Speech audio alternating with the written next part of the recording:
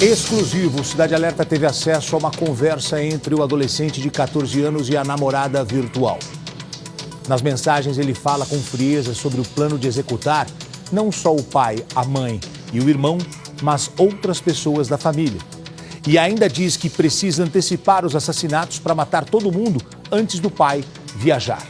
A polícia diz que a jovem não foi a mentora do crime, mas incentivou os assassinatos, se mostrou orgulhosa da coragem do menino por matar a própria família, mas a família Teixeira não seria o único alvo do casal de namorados. Os jovens também planejavam matar a mãe da menina, a mãe da namorada virtual, quando o garoto fosse morar com ela lá no Mato Grosso. Como o pai da menina viajava muito, ele seria poupado, não seria morto. E ainda continuaria bancando os adolescentes. Em outros trechos das mensagens, o casal deixa claro que quer viver junto e que qualquer pessoa que atrapalhasse o relacionamento deveria ser retirado do caminho. Aqui está a foto dele e a foto dela. Essa é a menina, de 15 anos, que quando foi prestar depoimento para o delegado, pediu para a mãe sair. A mãe falou: "Por que, filha? Você não tem nada a esconder." "Mãe, sai, por favor." A mãe é tirada da sala, ela fecha a porta, a menina confessa tudo e diz que a mãe era alvo também. Quando a polícia chama a mãe e conta para ela, a mãe não acredita. Só que está tudo escrito. Imagina como é que está a cabeça dessa mãe que diz que não sabia de nada, que a menina é uma aluna exemplar, tem ótimas notas. Mesmo após os assassinatos, os dois continuam trocando juras de amor, mensagens, como se nada tivesse acontecido. Essa menina de 15 anos e esse garoto de 14, que matou o pai, a mãe e o garotinho, o Toninho. Detalhe, aqui está a conversa. Por que essa conversa ela é importante para você que me assiste? É a prova do crime. Essa imagem aqui, essa mensagem, é que foi tudo premeditado, organizado e coloca a menina também no centro da investigação. Por isso que ela está apreendida. Eu não posso falar que ela está presa. Ela está apreendida. Ela vai ser internada. Tem 15, vai ficar um período, daqui a pouco sai com ficha limpa. Olha a conversa.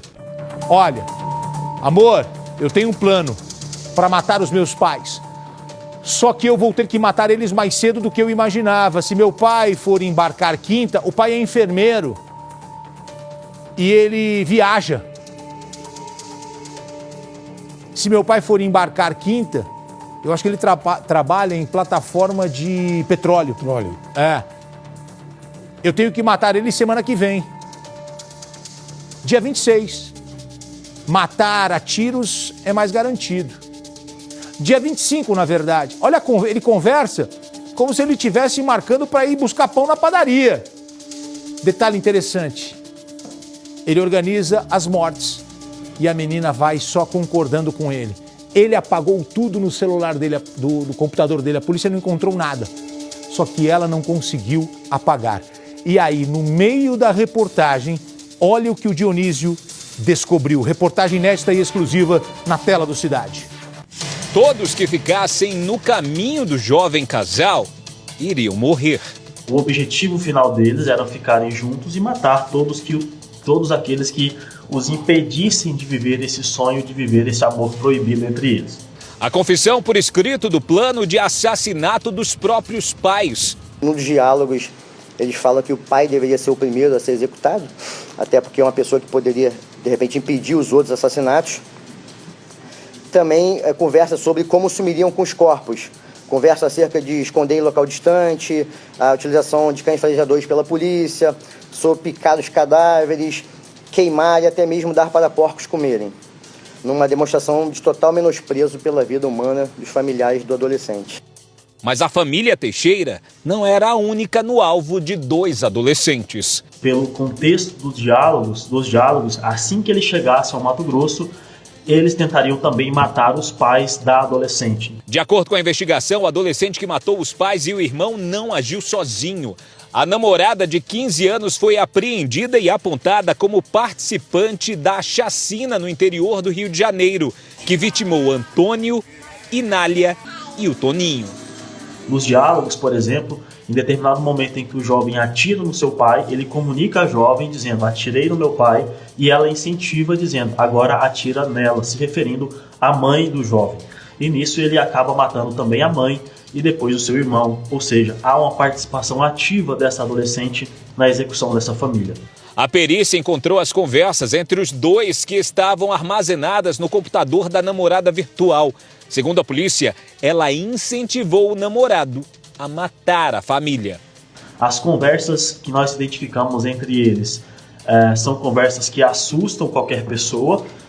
A frieza com que eles conversavam sobre a morte dos pais daquele jovem, sobre como eles iriam se desfazer daqueles corpos, daquelas pessoas, chama atenção e assusta até mesmo os policiais mais experientes. Em uma das mensagens que o Cidade Alerta teve acesso com exclusividade, o adolescente explica que o plano dos assassinatos terá que ser adiantado, já que o pai, Antônio, iria viajar, e ainda explica o porquê iria usar a arma do próprio pai. Vimos também um diálogo sobre como antecipar os assassinatos planejados, tendo em vista que o pai do adolescente embarcaria em determinada data, então ele, preocupado com isso, ele queria antecipar essas mortes, tá? Que denota o planejamento todo aí pela dupla. Segundo a investigação, o relacionamento entre os adolescentes já durava algo em torno de 6 anos. Começou pela internet, através de um jogo, e teria ficado um pouco mais sério há cerca de 1 ano. Foi a partir daí que, segundo a polícia, a garota começou a pressionar o adolescente para que ele fosse até o Mato Grosso. E como a família dele recusava, foi a partir desse momento também que começaram a surgir as hipóteses e teorias do crime. Eles passaram a fazer pesquisas na internet sobre crimes semelhantes e até mesmo como planejar o saque de dinheiro, viajar. Um adolescente que, segundo a polícia, passou a ser pressionado e incentivado pela jovem. Ela chegou, inclusive, a dizer, através de mensagens enviadas pelo celular, de que ele não teria coragem de fazer o crime, de cometer o crime. Inclusive, no dia em que a família Teixeira foi morta, existe um relato, o registro de uma conversa em que esse adolescente diz para a namorada virtual que esperava que naquele dia tivesse uma discussão com os pais, para que ele se sentisse mais motivado para o crime. A investigação descobriu também que o adolescente infrator esperou os pais tomarem um remédio para dormir e se deitarem, para, a partir daí, colocar o plano em prática. E foi nesse momento que ele matou os pais e o irmão. O jovem, que aparecia sorrindo ao lado dos pais, levaria com ele os celulares da família, numa tentativa de sacar dinheiro do FGTS do pai. Segundo a polícia, ele tinha, ao lado da namorada, um plano ainda mais trágico. A mãe dela também iria morrer. Ainda segundo o levantamento dos investigadores, apenas a mãe da namorada virtual seria morta. Isso por uma questão de afinidade que ela, a adolescente, teria com os pais no Mato Grosso.